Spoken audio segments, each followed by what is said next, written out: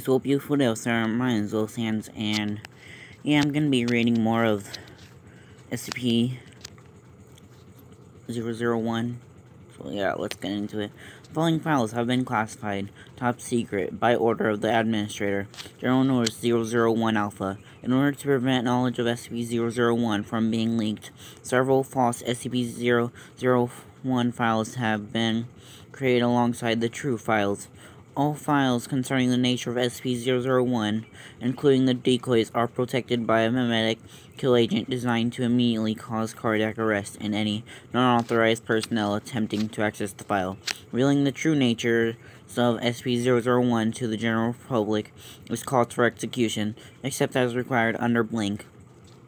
Warning: any non-authorized personnel accessing this file will be immediately terminated through Barry Langford, memetic kill agent. Scrolling down without proper memetic inoculation will result in immediate cardiac arrest followed by death. You have been warned.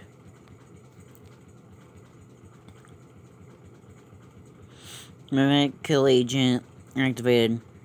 Continued life science confirmed. Moving safety interlocks. Welcome, authorized personnel. Please select your desired file. Oh, file, not fire. So we're gonna do the foundation. Let's see how long that is. Okay, nope, it's pretty long. Hold on, I'll be right back. Okay, I'm back.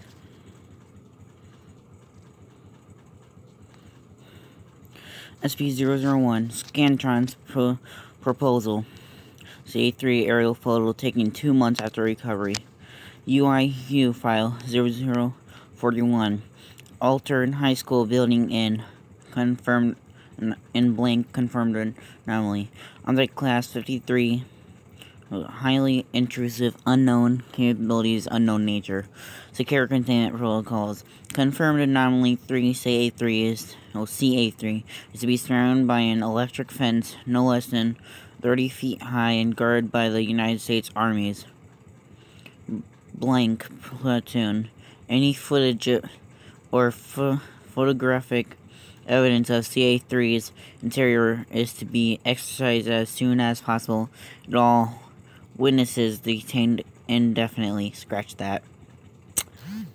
I don't know what to say when it's crossed out, so I just said scratch that. Under no circumstances should any personnel attempt to enter CA3 or communicate with the persons inhabiting it. However, any person known to have been inside CA3 at any point must be detained and interrogated. A direct military assault on CA3 has been deemed unfeasible at this point due to the unknown capabilities of the entity or entities by which it is controlled. Oh, I forgot to close my door. No, this is a summary, and it does not contain all information relevant to CA3. For detailed information regarding CA3, see UIU files 0042 through 0218, Director Blank. Known information. The Unusual Incidents Unit was alerted to CA3's existence on September 7, 1954, when students attending Blank High School reported... Wait, Troll Tube? Oh, there's a new Troll Face Quest game. Anyway. No information. The Unusual Incidents Unit was alerted to CA3's existence on September 7, 1954, when students attending Blank High School reported that the interior of the building was vastly different than it had been at any point in the past. Okay, then. I'm saying that because of the, game. Well, because the picture of because the thumbnail of Bijou Mike's video. Upon discovery, CA3 exhibited several unusual, if not inherently paranormal traits. Nearly all walls in the facility... Stop getting notifications. Nearly all walls in the facility had been replaced with steel-reinforced concrete. Although several rooms were constructed of other materials for no readily apparent reason. All exterior windows had been covered from the inside. All student desks, personal effects, textbooks, and other materials expected of a public high school were completely absent. Lockers were still present, albeit significantly smaller and constructed of stainless steel. The arrangement, location, and size of rooms and facilities do not match blueprints for the schools. Often rooms would exhibit seemingly random modifications, although the number of changed rooms is currently unknown. No fewer than 17 electronic computers were found, each of which made use of state-of-the-art magnetic core RAM. Prior to its classification as a confirmed anomaly, Blank High School had no computers. All files on the computers were inaccessible, and the computers themselves are firmly bolted down. The auditorium is inaccessible due to a large steel wall completely blocking the doorways. Attempts to move or damage this barrier have been ineffective. The extent and purpose of the barrier are unknown, as are the contents of the auditorium. A team sent into CA3's interior to do a complete survey. Team CA305 did not return, nor did a second team, Team CA306, tasked with locating the first team. The facilities are currently under lockdown pending new containment protocols. I gotta take a drink.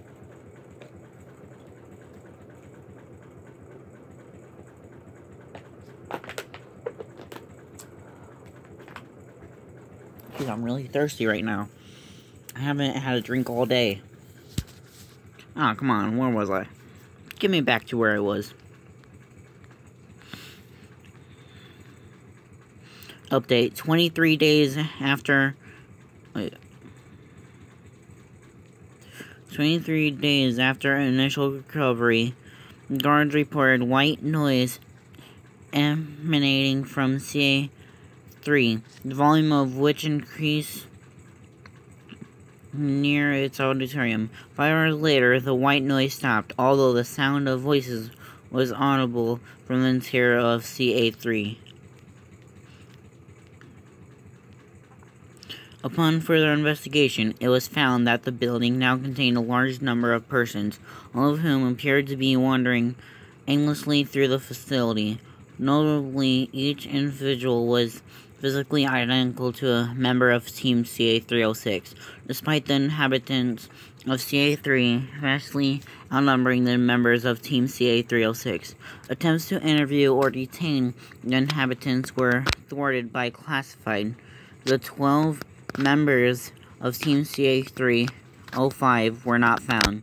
In addition to the aforementioned, the interior layout of CA3 had changed significantly since the previous investigations. No mechanism which could explain that has been identified. Update. 3 months later, after the previous incident, white noise was again heard emanating from the auditorium. This time, the decision was made to investigate immediately. It was found that most of the CA3-2, the designation given to the inhabitants of CA3, had gathered near the doors of the auditorium. A circular hole roughly 6 feet in diameter had formed in the steel barrier, although the interior was not visible. At 0310 hours, an item resembling... Oh wait, at 310 hours, and I don't know how to read that, actually, because I don't know if it's saying at 310 or not. At 0310 hours, an item resembling classified emerged from the hole and was carried away by an inhabitant. The item was placed in one of the classrooms, which had not previously been observed to open. This process continued for upwards of 8 hours, with a new item being produced once every 3 minutes. Most were seen entering a different room or locker, although insufficient personnel were available to track all items. Further investigation revealed that most, if not all, of the items produced exhibited anomalous properties themselves. A significant portion of CA3-2 are involved in either guarding the items produced, collectively CA3-3, or performing various tests on them. Update. 2 days after the previous incident, 3 identical armed guards appeared near each entrance to CA3. Further attempts to enter the building were futile, as these guards have consistently overpowered all teams sent to enter CA3, regardless of injury or relative level of armament. Note: reports gathered during the 2 days prior to guards manifesting outside the CA3 appear to confirm that CA3-2 is following standard UIU protocol regarding the items produced by the auditorium. Their knowledge of UIU standard procedure is consistent with that of Team CA3-05.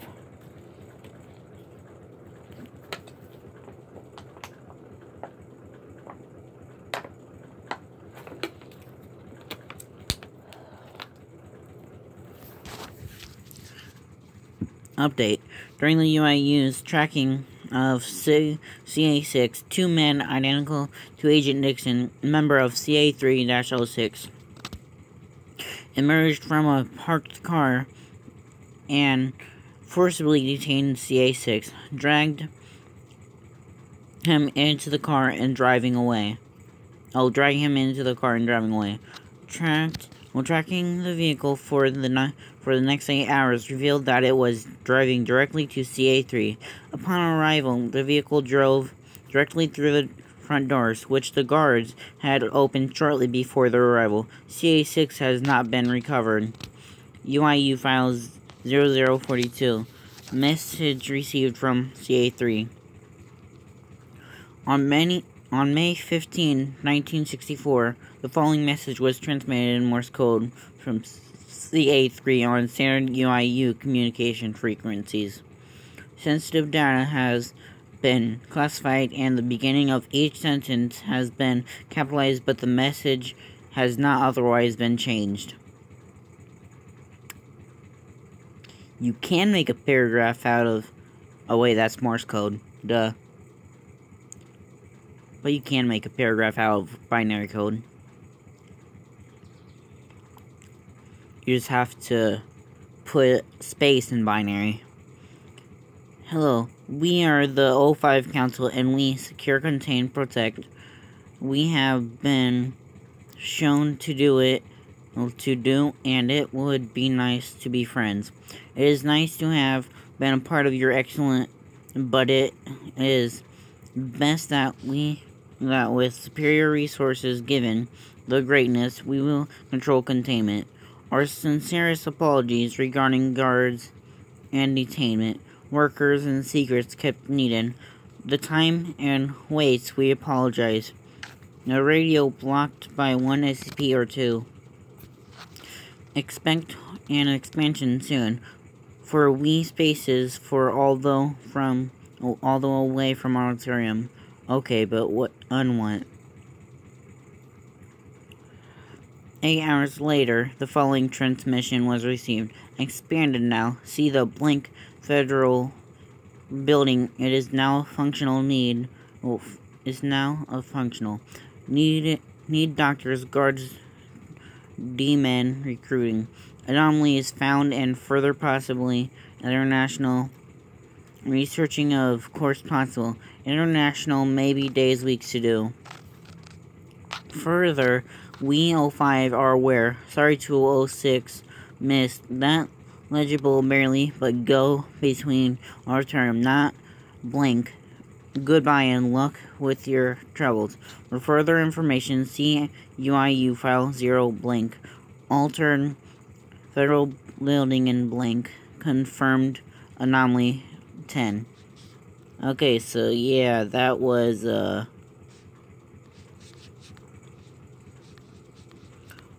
SCP-001, the Foundation.